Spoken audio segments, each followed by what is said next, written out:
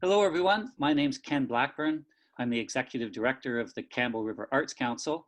And as part of this year's Art and Earth Festival, we are interviewing two artists that were part of our Artist in Residence program at the Walter Morgan Studio. And I have with me today Orland Hansen, who was one of those artists, the other being Libby King, that we will be releasing over this weekend as well, an interview with her. So, Orland, I want to welcome you and thank you for doing this. You're welcome, Ken, and I want to thank you for all the help you've given me since I've moved here. Yeah, it was a pleasure. It was a pleasure to meet you, Orland, and welcome to Campbell River. So let's just start a little bit with your background. Let's talk about where you grew up and how you were sort of experienced to or how you were exposed to carving and the arts. But let's start at the beginning about where you're from and what your background is. Okay. Originally from Aklavik, Northwest Territories, a small community in the northwest part of Inuvialuit. So I grew up on land with my dad. My dad was from Denmark, but he had learned to trap and hunt. My mother's family was originally from Alaska. So I grew up in the bush most of my younger life, and graduated high school from in Inuvik, and made my way down here about 30 years ago to Alberta, southern Canada, Alberta, and that's where I really started carving. Actually, growing up, I carved a lot of wood since that was probably the only material we had there. But when I moved south, I had the opportunity to acquire some stone, some soapstone, and tools, and that's where it started.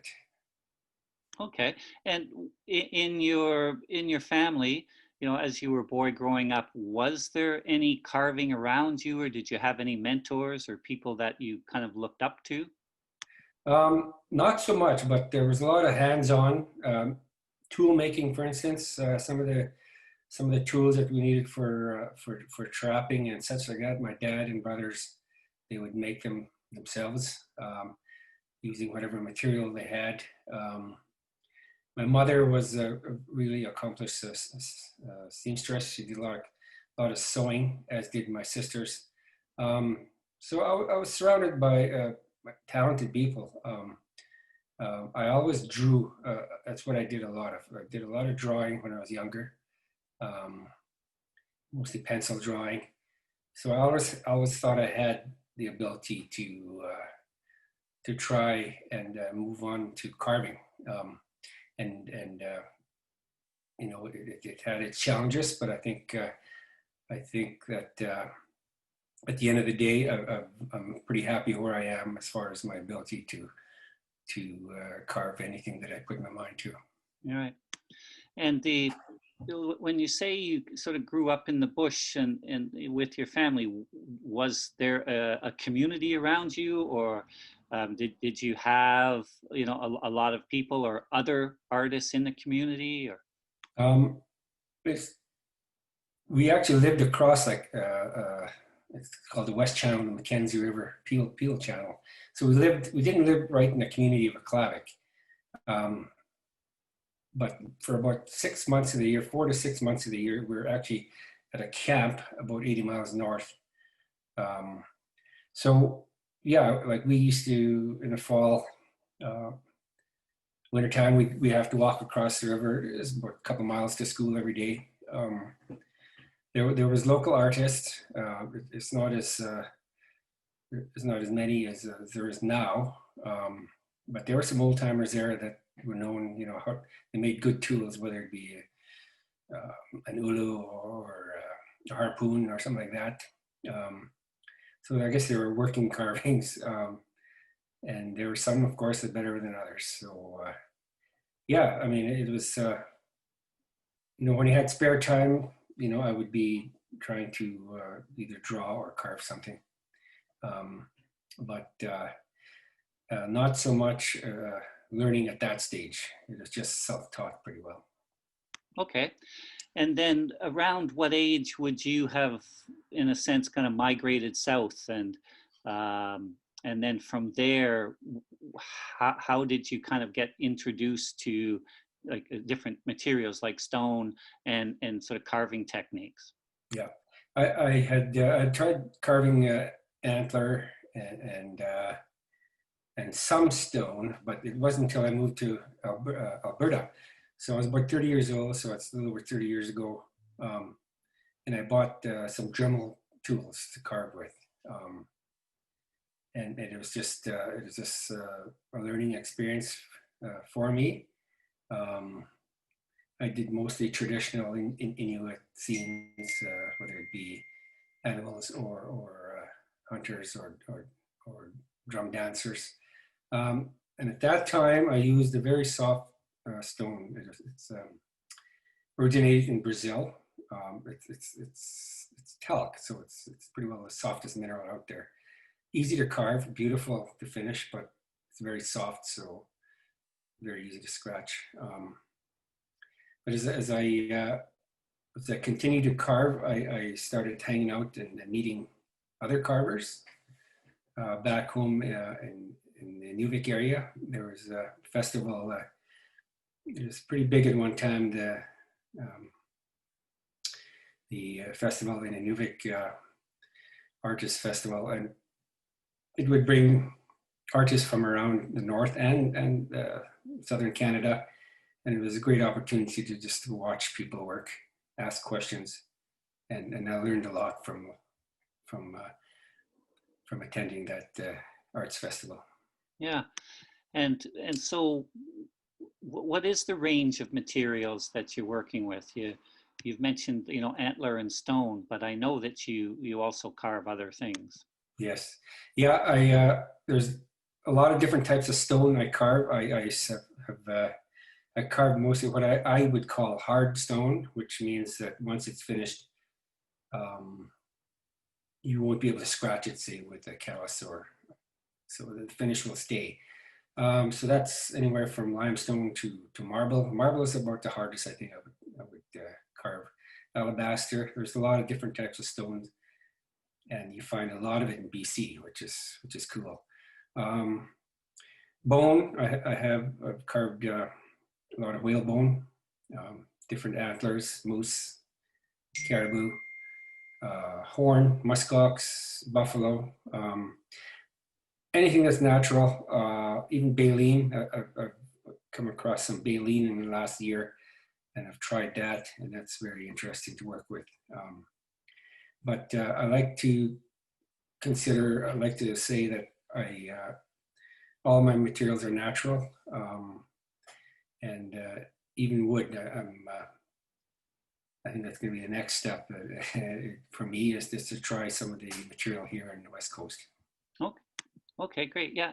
And in terms of like subject matter in its relation to material, when let's say you get a piece of stone or you get a bone or antler, how do you determine what it is you're going to carve from that material? Mm-hmm. Yeah, there's two ways I approach that. There's one, pretty simply, if someone asks me to do a carving, they'll specifically ask for a certain animal or whatever, and then they also ask for color. If it's a stone, um, the more I think what people like usually are the blacks, the greens, and the whites, as far as stone. Um, so yeah, that's one way. Is where I'm given a specific order to carve a certain object of art. The other is when I'm more or less freelancing and just doing a carving on my own. And then you're right, Ken. Sometimes the size or even the shape of the stone, for instance, will determine what that's going to be. I always try to use or not waste, the stone. So I would look at a piece of rock and determine what I could get best out of it with least amount of work. Yeah. And yeah, that's one way. And so it's but antler and stuff like that, they're mostly add-ons to a carving, whether it be tools that a hunter or a drummer might have, or a bass, or smaller stuff like pendants or earrings or stuff. But yeah, there's either you get a direct order for a certain piece, or else you just go with the flow and see what the stone Mm-hmm. comes out of the stone. Do you ever find, let's say, with a piece of stone that it sits there for a while and over time it tells you what it wants to become? I've gone through stages where I kind of lost motivation, and yes, there's been instances where a piece sat, and I just didn't seem to have any. I couldn't think of what's in there, but I have a lot of different, or always had a lot of different different types of stone, different shapes. So if something didn't work, I'd try something else. But yeah, I guess it's like writer's block. Sometimes you go through stages where you just don't have an inspiration. And I have gone through that, but I'm glad. I think that's in the past now. So I can't wait actually for the winter to utilize the Arts Council shed down at Point there. I found some marble here that I'd like to try. So I'm hoping that this winter I get the opportunity to get out there and do some stone carving. Yeah, excellent. Well, I think every artist that hears this will relate to having periods of time that are just, it doesn't work. It's just not inspirational. So you're new to Campbell River. How long have you been here now? Okay, I moved early March. I took a position with a aquaculture salmon farming company here, just in time to get sent home with COVID. So it's been a challenge, but I'm sure everyone has gone through that in one way or another. I was very lucky to meet you right away, Ken, and have the opportunity to go down to the shed there on the point and carve, because if I didn't have that, I don't know, it would have been probably a little more struggle to get through those first 3-4 months. So it's a good relief for me to be able to do that. Oh, well, that's great, and it was actually a pleasure for us. We have at the Arts Council, we've been wanting to launch a residency in that Walter Morgan studio. The plan was for this summer to kind of open it up, and we want to nurture this residency along, hopefully, not just provincial, but at some point to be a national profile residency. But COVID changed everybody's plans, and we're doing this interview in September, and we're going to be releasing it for September 25th, 26th, 27th over the Art and Earth Festival. So going back to when we met at late March, I think back then we were thinking, well, maybe this will just last a couple of months and pass, but no. So it was a real pleasure that you actually came along at the perfect time, and we had an opportunity to at least have the studio, the shed, be utilized, though it certainly wasn't what we had planned it to be in terms of an open house and drop-in and demonstrations and workshops. And, we had planned an open house for Art and Earth as well, so that people could see your work and see what you do. But wow, did plans ever change? Yeah, no, but that's such a great idea. And the buildings are just perfect. I think anyone that would in the future that's going to utilize that, they'll be inspired out down there by the beach.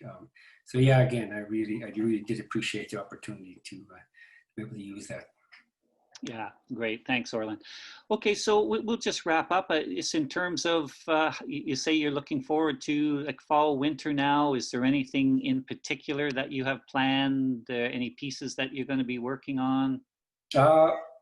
I'm just gonna freelance in this case. I don't have any specific orders, but I do. Well, I have a few, but in this case, I think I just want to get back to carving stone, which I haven't done probably for 2 years, I bet. Um, excuse me. Earlier, with things happening in Alberta with the oil patch, which I primarily used to work in. Um, Things slowed down, so there was really not a market for larger pieces. And at that time, my daughter said, "Well, start making smaller wearables," you know. So I started doing that, and that's what I've been focusing on in the last 2 to 3 years. It's been inspiring, and I like it, but I can't wait to get back to carving some big polar bears out of this rock and stuff. Yeah. Awesome. Okay. And again, yeah, we were looking forward to sort of unveiling your work this coming weekend on the 26th. Mm-hmm. And everything's just shut down, so it won't happen. But we'll look for an opportunity in the Yes. future, Orland. At some point, we will be able to hopefully host you and let the community see what you do, Mm-hmm. and sort of get back on track with making the art more visible in the community. So, but we'll just wrap it up there unless there's anything else, Orland, we Well, haven't. I look forward to that, Ken. And if anything, you know, this gives me time to start building up something of an inventory here. Um, and yeah, I'll make myself available for anything that comes up to where I can work with you again. Thank you. Absolutely. Okay. Yeah. Well, thank you for this today, Orland, and we'll just wrap up there. Mhm. And stay well, and we will, of course, keep the conversation going over the fall and winter. And we want to thank everybody for tuning in today as part of the Art and Earth Festival. We've been talking with the artist Orland Hansen, and we will be looking for opportunities to display his work over the coming year. So stay well, Orland, and once again, thanks for this. You too. Thank you, Ken.